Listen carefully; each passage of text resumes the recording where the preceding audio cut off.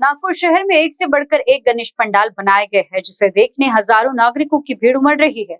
उसी क्रम में जो पंडाल काफी भाविकों को लुभा रहा है वो है श्री संति गणेशोत्सव मंडल द्वारा साकार किया गया पंडाल, जहां नांदेड़ माहौर की श्री रेणुका देवी मंदिर की हूबहू प्रतिकृति तैयार की गई है, जहां 51 सीढ़ियां चढ़कर भक्त दर्शन कर रहे हैं।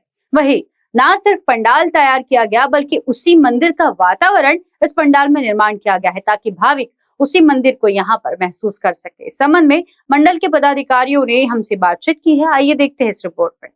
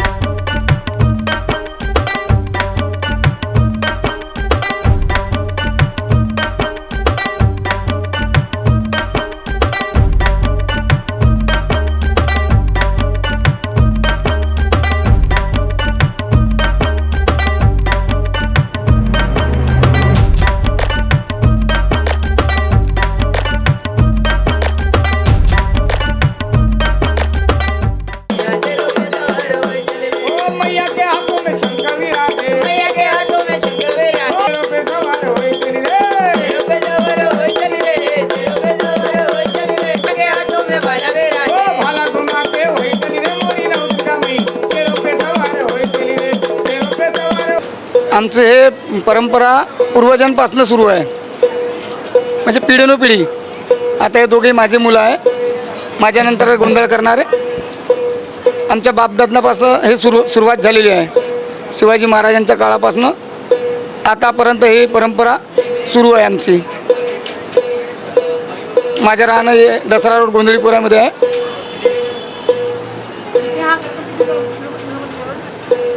कुठे इथे 8 तारखेपासून सुरुवात झालेली आहे आणि विसर्जनपर्यंत आमचा प्रोग्राम ठेवलेला आहे इथे गोंधळाचा। टायमिंग 8:30 ते 10:30। माझे नाव गोवर्धन विठ्ठलरावजी बळगे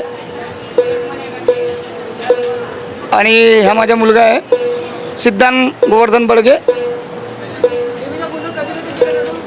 देवीच्या गोंधळा नवरात्र प्रसंगी, चैत्र प्रसंगी, मौंज प्रसंगी, वास्तुशांती, स्वइच्छेने ह्या देवीचा गोंधळ केला जातो। नमस्कार, मी संजय गंगाधरराव चिंचोले, संयोजक संती गणेशोत्सव मंडळ। आपल्या माध्यमातून मी सर्व नागपूरकरांचं या ठिकाणी या गणपती उत्सवाच्या 2024च्या गणपती उत्सवात हार्दिक स्वागत करतो।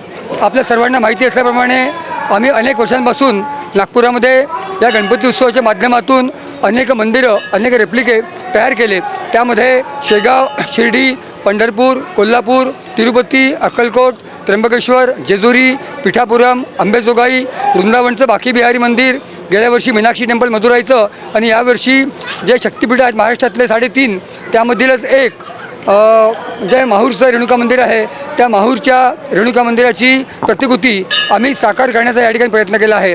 जसं माहूरला गेल्यावरती 175 पायऱ्या आहे तशाच पायऱ्या आम्ही या ठिकाणी 51 केल्या. 51 पायऱ्या आपल्याला चढून माहूरगड चढायचं आहे. वरती गेल्यावरती तुळजाभवानी मंदिर, जमदग्नी ऋषी मंदिर, भगवान परशुरामाचं मंदिर आणि नंतर मग मंदिर आपल्या देवीचा जो काही सभामंडळ तो तयार केला. नंतर गौरीचा गाभारा, तेवढीच मूर्ती, तेवढा शृंगार, तिथलंच कुंकू, तिथला प्रसाद, तिथली आरती, तिथले पुजारी, तिथला गोंधळ, तिथला विडा, तिथलं तांबूल, या सगळ्या गोष्टी आम्ही या ठिकाणी साकारल्या.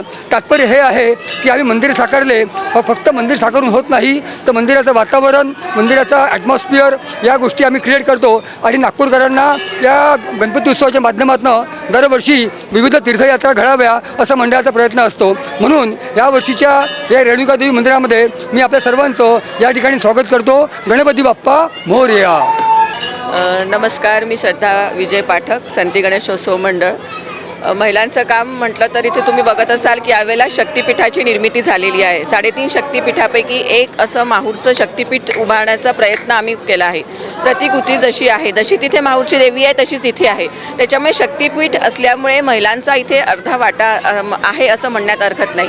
एखादा कार्यक्रम घ्यायचा असेल तर त्या शिस्तबद्धपणा हवा असेल, तिथला भक्तिमय वातावरण असेल, मग हळदी कुंकू लावणे आहे, महिलांना रिसीव्ह करणे आहे, महिलांची काळजी घेणं आहे, लहान मूल घेऊन येणारी महिला असेल तिला बाप्पाचं दर्शन सुखकर कसं होईल, लवकर कसं होईल याची काळजी घेणं असेल, हे सगळं महिला टीम करत असते.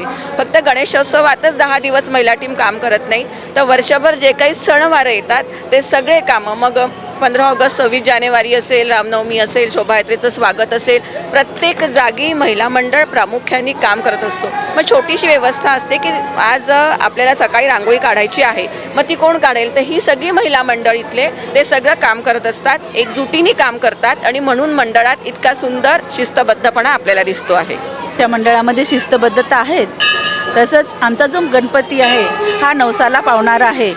दरवर्षी कुणाला ना कुणाला त्याचा प्रत्यय येत असतो आणि जी प्रतिकृती तयार केलेली आहे ही हुबेहूब रेणुका माता ज्याप्रमाणे त्या ठिकाणी आहे त्याच प्रकारे या ठिकाणी सुद्धा केलेली आहे. मंडळातर्फे विविध कार्यक्रम घेतले जातात.